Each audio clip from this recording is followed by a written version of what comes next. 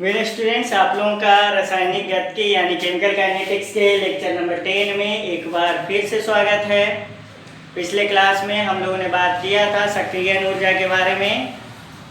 सक्रियण ऊर्जा क्या होती है, देहली ऊर्जा क्या होती है, सामान्य ऊर्जा क्या होती है, इन सबों के बीच में अंतर स्पष्ट किया था। आज की क्लास में आज हम लोग बात करने वाले हैं तापमान और अभिक्रिया के वेग के बीच में संबंध स्थापित करने वाले समीकरण के बारे में, जिसको कहते हैं आर्हेनियस समीकरण, आर्हेनियस इक्वेशन।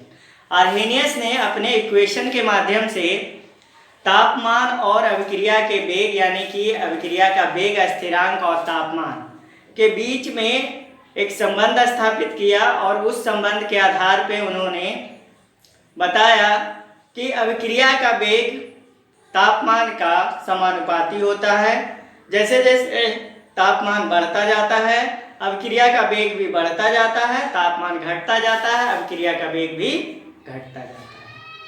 तो इस प्रकार से उन्होंने तापमान और अभिक्रिया के वेग में एक संबंध स्थापित किया और उसे उन्होंने एक समीकरण यानी इक्वेशन के माध्यम से दर्शाया, जिसको हम लोग आर्हेनियस इक्वेशन या आर्हेनियस समीकरण कहते हैं। तो चलिए आज हम लोग बात कर लेते हैं आर्हेनियस समीकरण या आर्हेनियस इक्वेशन के बारे में, जिसको कहते हैं आर्हेनियस समीकरण और या फिर इसको कहते हैं आर्हेनियस इक्वेशन। तो चलिए इसको हम लोग समझने की कोशिश करते हैं कि किस प्रकार से आर्हेनियस ने तापमान और अभिक्रिया के वेग स्थिरांक के बीच में संबंध स्थापित किया। तो चलिए इस समीकरण को देखते हैं। पहले इन्होंने एक समीकरण दिया और उसमें बताया k बराबर a into e to the power minus a by R T. ये इनका समीकरण था और इस समीकरण के माध्यम से इन्होंने तापमान और अभिक्रिया के वेग स्थिरांक के बीच में एक संबंध स्थापित किया। देखिए इसमें कौन सा टर्म क्या बताता है उसको समझते हैं। k बराबर यहाँ पे अभिक्रिया का वेग स्थिरांक है,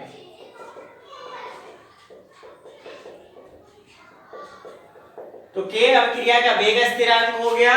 उसी प्रकार से अगर a की बात करें तो a को कहते हैं प्री आर्हेनियस कांस्टेंट,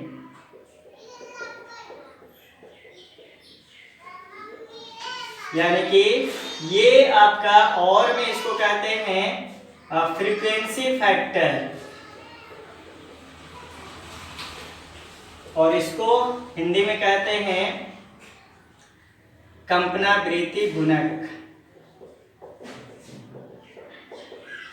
और ये कंपनावृत्ति गुणक हर एक अभिक्रिया के लिए अलग अलग होता है। इसे प्रयोग के माध्यम से पता किया जाता है हर एक अभिक्रिया के लिए। तो ये जो है एक तरह का कांस्टेंट है, जिसको कि आप स्थिरांक कह सकते हैं। हर एक अभिक्रिया के लिए अलग अलग मान इसका होता है।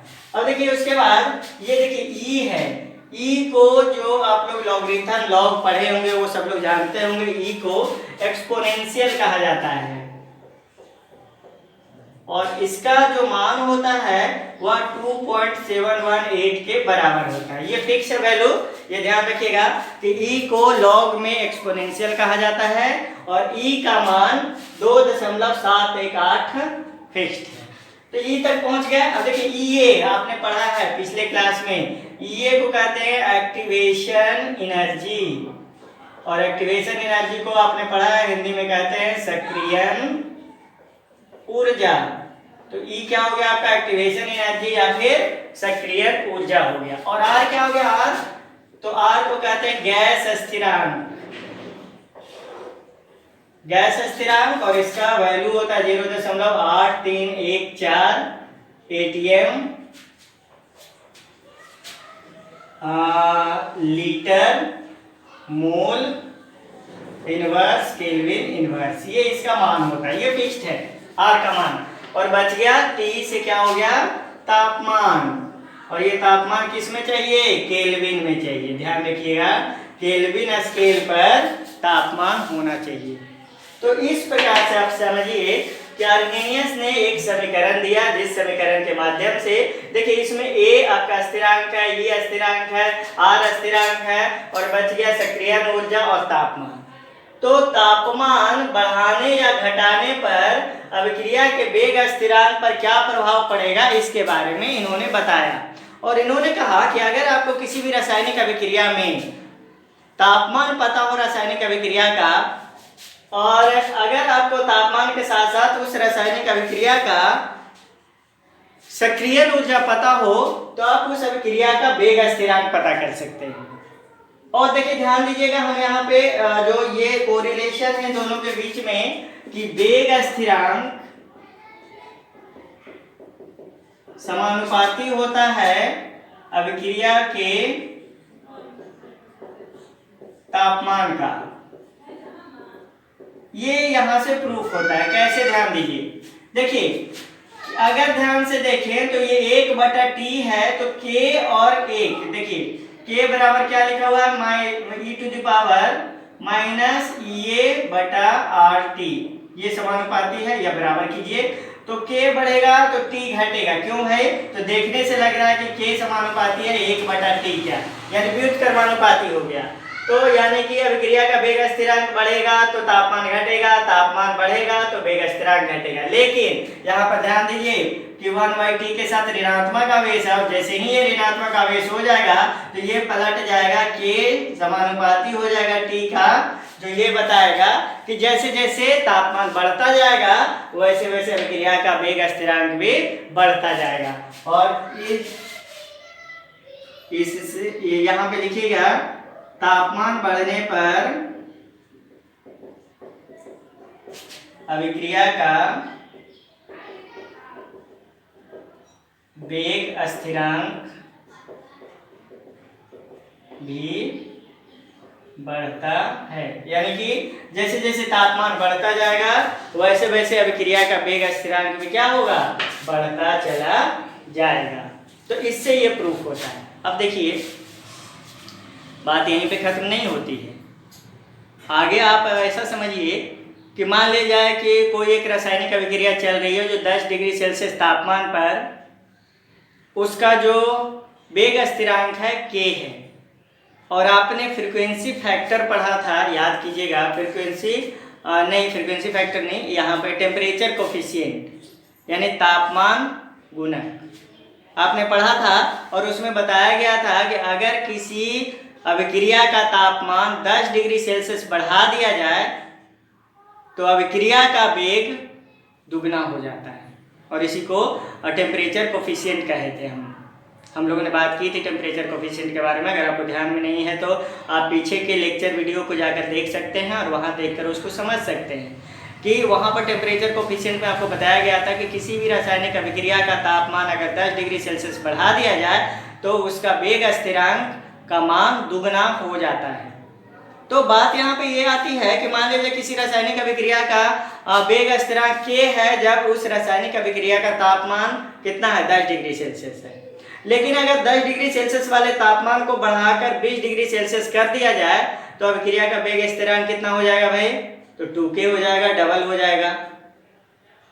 तो जब अभिक्रिया का वेग स्थिरांक डबल हो गया तो अभिक्रिया के वेग में क्या परिवर्तन हुआ, इसके बारे में पता कैसे चलेगा, तो अभिक्रिया का जो वेग स्थिरांक तापमान बढ़ने पर है और तापमान मतलब प्रारंभिक तापमान पर जो वेग स्थिरांक है, दोनों को अगर घटाया जाए तो हमें ये पता चल जाएगा कि वेग स्थिरांक में परिवर्तन कितना हुआ। और जैसे ही ये पता चलेगा कि वेग स्थिरांक में कितना परिवर्तन हुआ, हम ये बता पाएंगे कि अभिक्रिया के वेग में क्या बदलाव हुआ, किस वेग से अभिक्रिया का बदलाव हुआ, इसके बारे में हम लोग समझ पाएंगे। तो यानी अब क्या करना है हम लोगों को कि विभिन्न ताप पर, यानी कि किसी भी रासायनिक अभिक्रिया का तापमान T1 से बढ़कर अगर T2 हो गया तो उसका वेग स्थिरांक K1 से बढ़कर कितना होना चाहिए, K2 होना चाहिए, और ये कितना बढ़ेगा ये हम कैसे पता कर पाएंगे। तो चलिए अब हम लोग क्या बात करने वाले हैं कि विभिन्न दो तापमान पर अभिक्रिया के वेग में क्या परिवर्तन होता है उसको हम लोग आर्हेनियस समीकरण के माध्यम से समझेंगे।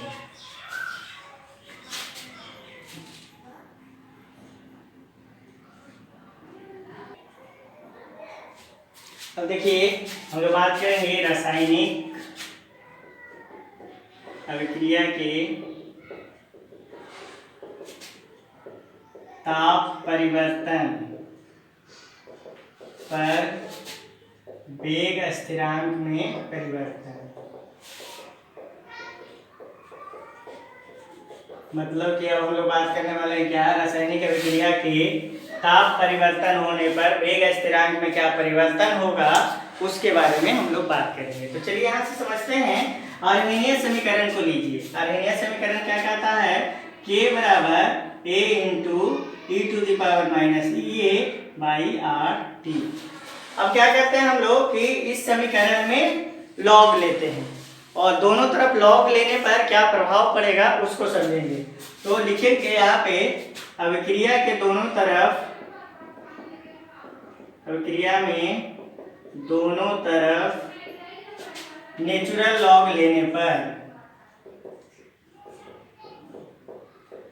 देखिए आप लोग मैथ में जब कैलकुलस पढ़ते हैं तो वहाँ पे आपको natural log, log to the base 10, differentiation यानी कि अवकलन और इंटीग्रेशन यानी समाकलन सब कुछ बताया जाता है। तो यहाँ पे हम लोग बात करेंगे अभिक्रिया के दोनों तरफ नेचुरल लॉग लीजिए। तो क्या ले लेंगे यहाँ पे, लॉग ई बेस के बराबर, देखिए इन दोनों को कैसे लिख सकते हैं, log a into log e⁻⁻ और बेस में दोनों में आप चाहें तो ये लगा सकते हैं। और देखिए एक लॉग का नियम होता है क्या, यहाँ समझ लीजिएगा, लॉग m इंटू एन बराबर हम लोग लिख सकते हैं log m plus log n। अब देखिए या फिर ऐसे चाहे तो आप अभी फिलहाल इसको ऐसे लिखिए, log to the base e a into e⁻⁻ और देखिए अब ये दोनों एक जैसा हो गया, a इंटू यानी अगर m इसको मानिएगा तो m और इसको मानिएगा तो n हो जाएगा। तो m इंटू n बराबर log m plus log n लिख सकते हैं। तो यहाँ से आप क्या लिख सकते हैं, log e to the base k बराबर log base to the e k बराबर log e base a plus log e base e minus e⁻⁻ अब एक बात और ध्यान दीजिएगा कि एक और कॉन्सेप्ट आपको पढ़ना है यहाँ पे, लॉग में ही जानेंगे कि लॉग का बेस अगर समान होता है और उसके पावर अगर कुछ होता है 2, 5 कुछ भी हो, तो ये क्या हो जाता है कि ये दोनों कैंसिल आउट हो जाता है और इसका वैल्यू जो पावर में रहता है वही हो जाता है। जैसे यहाँ पे इसके अनुसार से देखिए लॉग है e to the base e और पावर में अगर 5 है तो ये दोनों कैंसिल आउट हो जाएगा और ये 5 हो जाएगा। उसी तरह से इसको समझिए, लॉग e है, ऐसे समझिए लॉग e है और दोनों बेस समान हो गया और माइनस e/RT है तो ये दोनों कैंसिल आउट हो जाएगा और माइनस e/RT बच जाएगा। तो उसी तरह से इसको लीजिए, क्या लिख सकते हैं, लॉग e के बराबर लॉग e a प्लस ये कैंसिल आउट हो गया, बच गया क्या, माइनस e/RT और आप चाहें तो इसको लिख सकते हैं लॉग e के बराबर log e a minus e/RT। ये इक्वेशन लॉग का आ गया हमारे पास। अब देखिए ये जो लॉग का इक्वेशन आया हमारे पास, अब यहाँ से हमको क्या करना है कि यहाँ से अब टेम्परेचर तो हमारे यहाँ दिया हुआ है। अब हम लोग क्या करेंगे, इस समीकरण को उपयोग करेंगे अभिक्रिया में तापमान परिवर्तन पर, कि तापमान परिवर्तन T1 से लेकर अगर T2 हो जाए तो अभिक्रिया का वेग स्थिरांक K1 से बढ़कर कहाँ हो जाएगा, K2 हो जाएगा। तो उसको अब हम लोग समझेंगे कि जब तापमान बढ़ाएंगे तो तापमान बढ़ाने पर किस तरह का प्रभाव पड़ेगा अभिक्रिया के वेग पर, अभिक्रिया के वेग स्थिरांक पर, उसको समझने की कोशिश करेंगे।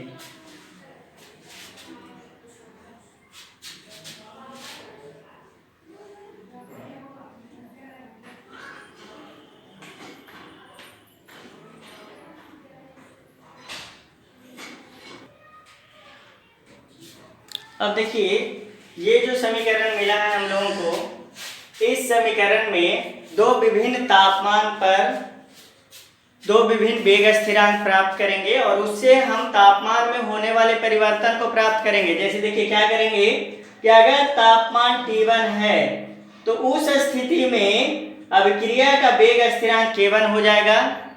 और अगर तापमान T2 है तो अभिक्रिया का वेग स्थिरांक k2 हो जाएगा। और बढ़े हुए तापमान पर प्राप्त वेग स्थिरांक को जब प्रारंभिक तापमान पर प्राप्त वेग स्थिरांक में घटाएंगे तो हमें जो अब वेग स्थिरांक मिलेगा वह परिवर्तित अभिक्रिया के वेग के बारे में बताएगा। तो अब क्या करेंगे कि तापमान परिवर्तन, तापमान अगर T1 से T2 में बदलता है, हम लोग क्या बात कर रहे हैं, तापमान अगर T1 से T2 में बदलता है तब अभिक्रिया का वेग स्थिरांक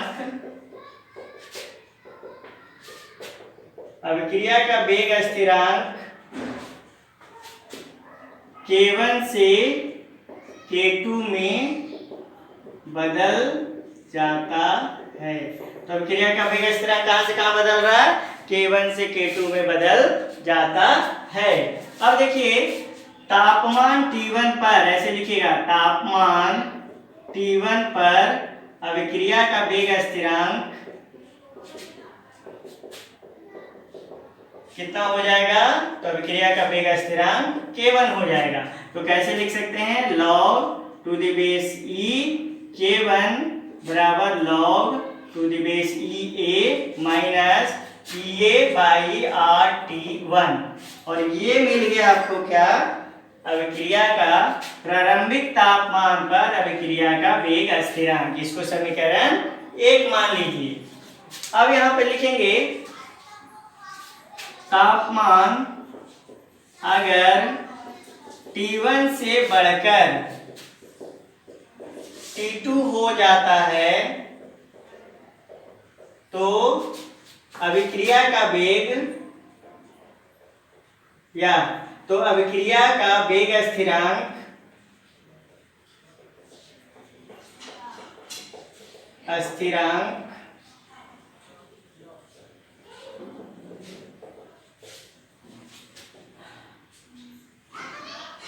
K1 से K2 हो जाएगा। तो कैसे हो जाएगा, तो लिखेंगे log to the base e K2 बराबर log to the base A minus EA बटा RT2। ये हमारा मिल गया दूसरा समीकरण। ये मिल गया दूसरा समीकरण, यानी कि तापमान T1 पर अभिक्रिया का वेग स्थिरांक K1, तापमान T2 पर अभिक्रिया का वेग स्थिरांक K2, और तापमान T2 पर अभिक्रिया के वेग स्थिरांक में जब तापमान T1 पर अभिक्रिया का वेग स्थिरांक प्राप्त करेंगे तो अभिक्रिया के वेग में होने वाले परिवर्तन को हम लोग क्या कर पाएंगे, प्राप्त कर पाएंगे। तो अब क्या करना है, समीकरण 2 में से समीकरण 1 को घटाना है और उसके माध्यम से हमें अभिक्रिया के वेग में होने वाले परिवर्तन की ज्ञात होगी। अब देखिए हम लोग लिखेंगे समीकरण 2 से समीकरण 1 को घटाने पर। तो हम लोग क्या करेंगे, समीकरण 2 से समीकरण 1 को घटाने पर क्या होता है उसके बारे में बात करेंगे। तो यहाँ पर देखिए समीकरण 2 क्या है कि हमारा था क्या है, तो log to the base e K2 बराबर log to the base A, यहाँ पर A माइनस EA बटा RT2।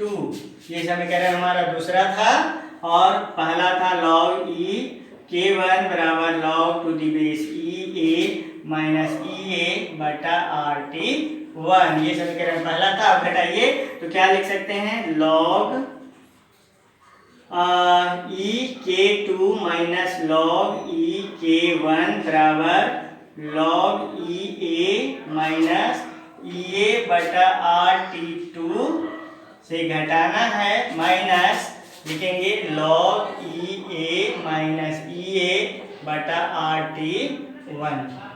अब देखिए जैसे ही आप घटाने जाइएगा तो देखिए ये धनात्मक मान है, ये ऋणात्मक मान है, कैंसिल आउट हो जाएगा तो चलिए यहाँ पे बात कर लेते हैं। देखिए एक बात ध्यान रखिएगा कि अगर लॉग, यहाँ पे ऐसे समझिए कि लॉग कॉमन अगर लीजिएगा तो इसको लिख सकते हैं log to the base a k2/k1, log to the base a k2/k1।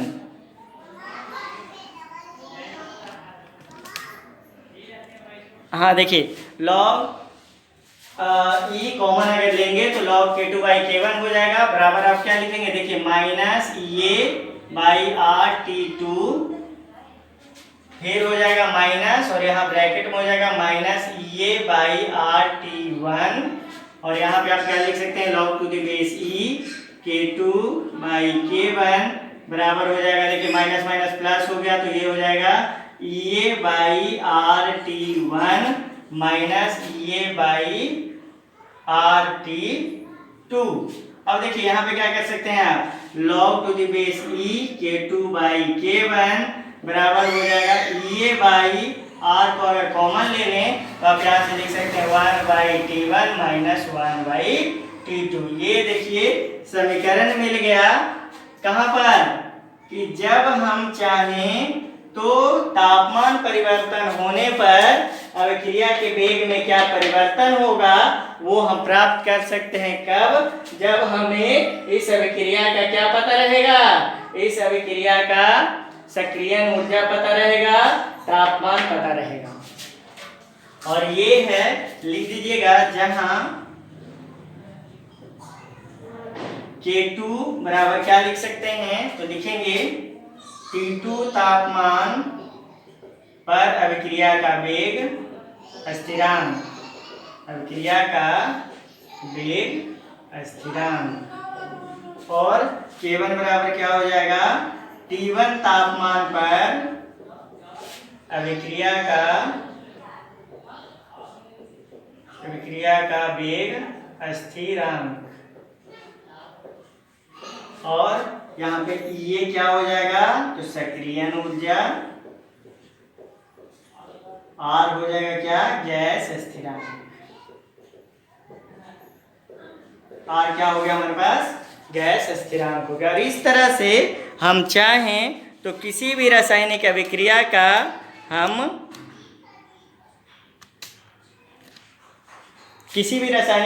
का ताप परिवर्तन होने पर हम लोग क्या कर सकते हैं, अभिक्रिया का वेग पता कर सकते हैं। और देखिए इस समीकरण के माध्यम से आप चाहें तो क्या कर सकते हैं, सक्रियण ऊर्जा भी पता किया जाता है।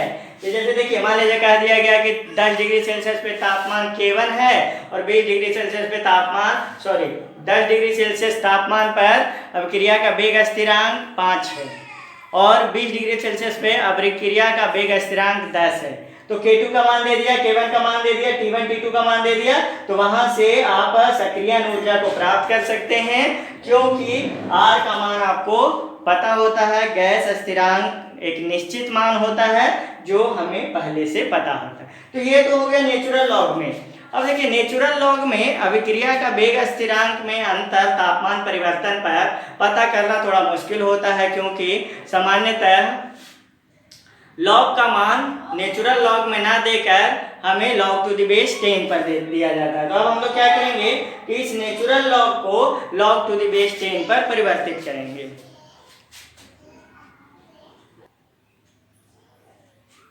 अब देखिए अभी तक जो नेचुरल लॉग में हमने प्राप्त किया समीकरण, उसको लिखेंगे log to the base e k2/k1 बराबर क्या लिख देंगे, k2/k1 बराबर हो जाएगा हमारे पास,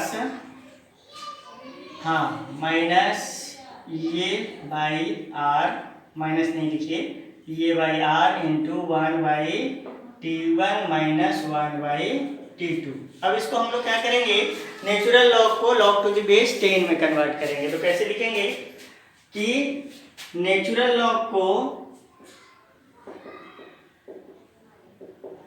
लॉग टू द बेस 10 में बदलने के लिए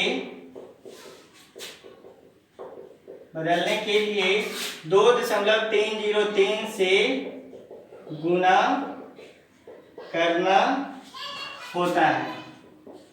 तो चलिए गुना करते हैं, ऐसे लिखते हैं लॉग टू द बेस 10, ऐसे लिखिए 2.303 log to the base 10 K2/K1 बराबर EA/R into 1/T1 minus 1/T2।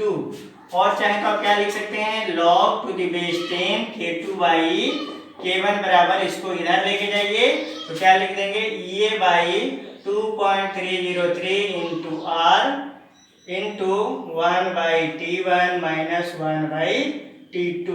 ये समीकरण हो गया, जिसके माध्यम से अब log टू द बेस 10 में क्या कर सकते हैं कि पता कर सकते हैं तापमान परिवर्तन पर अभिक्रिया के वेग में क्या परिवर्तन हुआ उसे, या फिर और भी अगर आप इसको बदलना चाहें तो क्या लिख सकते हैं, log to the base 10 K2/K1 बराबर EA/2.303 इंटू R, और यहाँ पे एक काम कीजिए, T1 और T2 को क्या कर लीजिए, कॉमन ले लीजिए, तो ऊपर में क्या हो जाएगा, T2 माइनस T1। और इस तरह से आप चाहें तो इस समीकरण के आधार पर भी अभिक्रिया का वेग स्थिरांक में परिवर्तन तापमान परिवर्तन पर प्राप्त कर सकते हैं, और बाकी सारा मान वही है जो कि हम लोगों ने नेचुरल लॉग में लिया था। और यहाँ पे अगर आप चाहें तो लिख सकते हैं K2 बराबर T2 तापमान पर अभिक्रिया का वेग स्थिरांक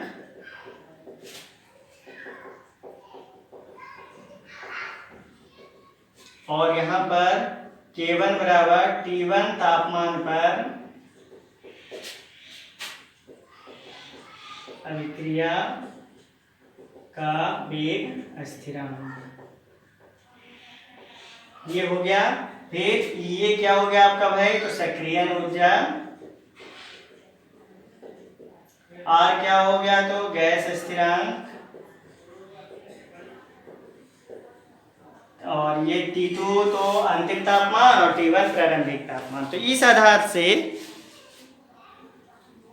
हम लोग तापमान परिवर्तन पर अभिक्रिया का वेग स्थिरांक में परिवर्तन करके हम अभिक्रिया के वेग में परिवर्तन को पता कर सकते हैं। तो ये तो हो गया अर्हेनियस समीकरण, जिन्होंने अपने समीकरण के माध्यम से तापमान और अभिक्रिया के वेग स्थिरांक में समानुपाती एक संबंध स्थापित किया, और यहाँ पे इन्होंने दर्शाया कि जैसे जैसे तापमान बढ़ेगा वैसे वैसे अभिक्रिया का वेग बढ़ेगा, जैसे जैसे तापमान घटेगा वैसे वैसे अभिक्रिया का वेग घटेगा।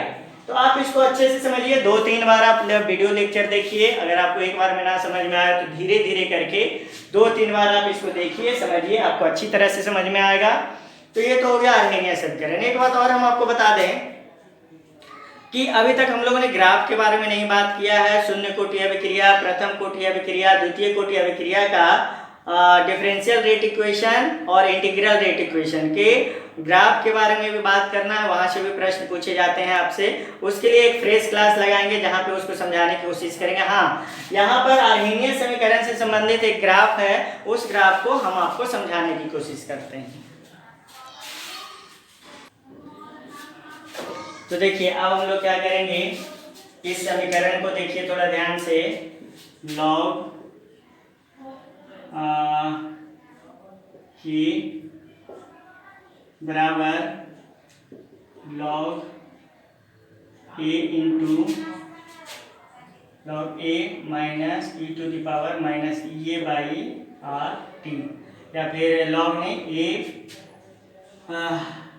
ऐसा कीजिए, लॉग ही रहने दीजिए, log to the base e a minus e to the power minus a by R T. ये अर्हेनियस का समीकरण है जिसमें दोनों तरफ क्या कर दिया गया, लॉग ले लिया गया। और अब करेंगे हम लोग क्या कि log e to the power K और 1/t के बीच ग्राफ प्राप्त करने पर, तो किसके किसके बीच में ग्राफ प्राप्त आपको करना है, log k और 1/t के बीच में। और ध्यान दीजिए, log k और 1/t को अगर ध्यान से देखें तो ये क्या होगा, ये माइनस यहाँ पे नहीं होगा, इंटू होगा। यहाँ पे अगर ध्यान से देखिएगा तो आपको लगेगा कि ये व्युत्क्रमानुपाती संबंध है। कैसे, हम आपको यहाँ पे बताते हैं। तो जब भी आप ग्राफ ड्रॉ कीजिए तो इसको आप एक्स एक्सिस मान लीजिए, ये आपका वाई एक्सिस है और ये आपका ओरिजिन पॉइंट है। और यहाँ पे बाई के रूप में आप क्या कीजिए कि log to the base e के को बाई मान लीजिए और 1/3 को x मान लीजिए। अब देखिए इस समीकरण को हम एक समीकरण के आधार पर व्यवस्थित करेंगे और उस समीकरण के आधार पे ही अगर आप ग्राफ बनाने की कोशिश करें तो आपका ग्राफ बहुत ही आसानी से बन जाएगा। जब हम डिफरेंशियल रेट इक्वेशन या इंटीग्रल रेट इक्वेशन के ग्राफ के बारे में बात करेंगे तो वहाँ पर आपको समझ में आएगा कि इसको कैसे बनाया जाता है। तो चलिए यहाँ पर देखते हैं।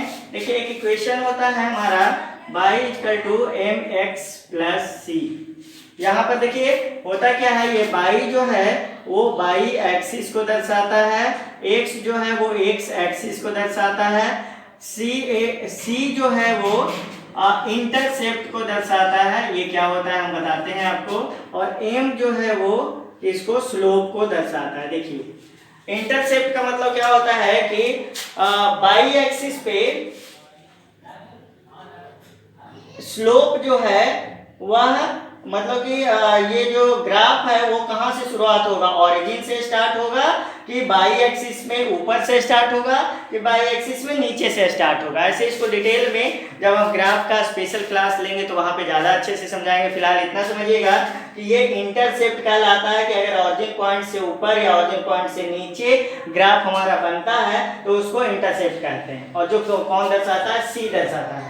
जबकि एम जो है वो किसको दर्शाएगा, स्लोप को, कि स्लोप हमारा ऊपर की ओर जाएगा कि स्लोप नीचे की ओर जाएगा। अगर एम का मान धनात्मक है तो स्लोप हमारा ऊपर की ओर जाता है, एम का मान ऋणात्मक है तो स्लोप नीचे की ओर जाता है, सी का मान धनात्मक है तो ये 0 से कहीं ऊपर में ग्राफ यहाँ से बनेगा, और सी का मान ऋणात्मक है तो 0 से नीचे में ग्राफ बनता है, और सी का मान अगर 0 आता है तो ये ओरिजिन पॉइंट से ग्राफ बनता है। तो चलिए इस समीकरण को इस ग्राफ के आधार पे हम लोग व्यवस्थित करते हैं। देखिए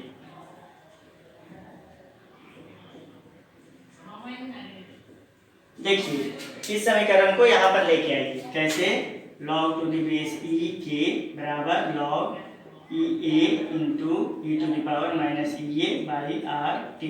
देखिए आप क्या कीजिए,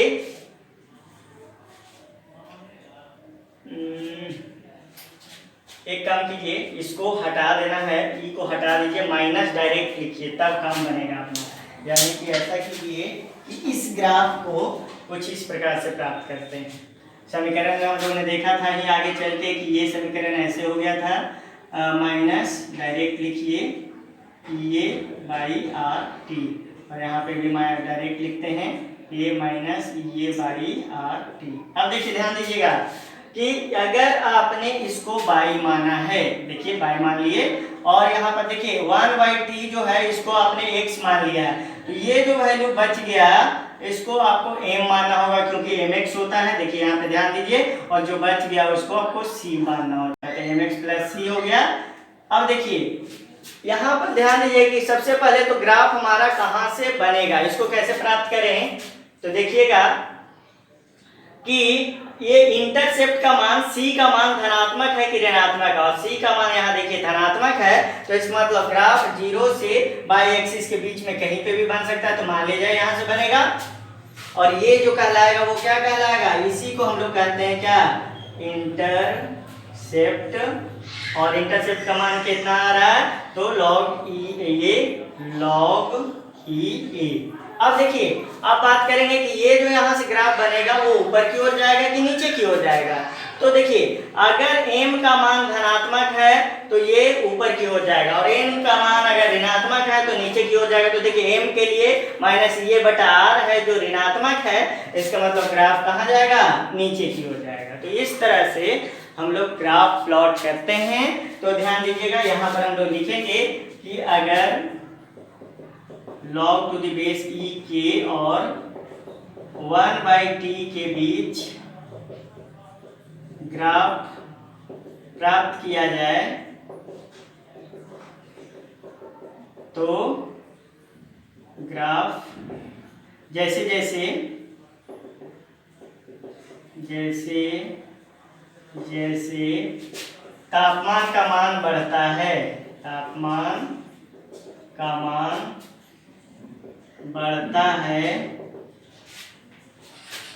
log e to the power K log to the base e K का मान कैसा होगा, घटता है। कैसे भाई, तो जैसे जैसे तापमान इधर से इधर 1/t का मान बढ़ते जा रहा है वैसे वैसे तापमान का मान नहीं 1/t का मान, और तो log e k का मान क्या हो रहा है, घटता चला जा रहा है। तो इस प्रकार से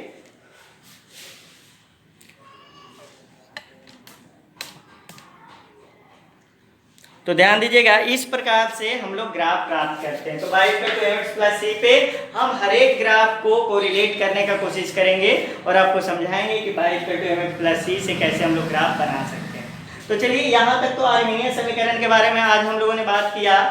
अगले क्लास में हम लोग बात करेंगे टक्कर का सिद्धांत, कि टक्कर के सिद्धांत से किस प्रकार से अभिक्रिया संपन्न होती है और अभिक्रिया का वेग कैसे उससे प्रभावित होता है। तो अगला जो लेक्चर हमारा होगा उसमें हम लोग बात करेंगे टक्कर के सिद्धांत के बारे में। अभी फिलहाल हम लोग आज बात कर लिए आर्मीनियन समीकरण के बारे में। इसको अच्छे से पढ़िए, समझिए, समझने का कोशिश कीजिए, और हम उम्मीद करते हैं कि जब आप 2 या 3 बार वीडियो को देखेंगे धीरे धीरे तो आपको ये सारी चीज़ें बेहतर ढंग से समझ में आएगी। तो चलिए स्टूडेंट, आज के लिए इतना ही। आज का क्लास हम यहीं पे संपन्न करते हैं। Okay student, bye.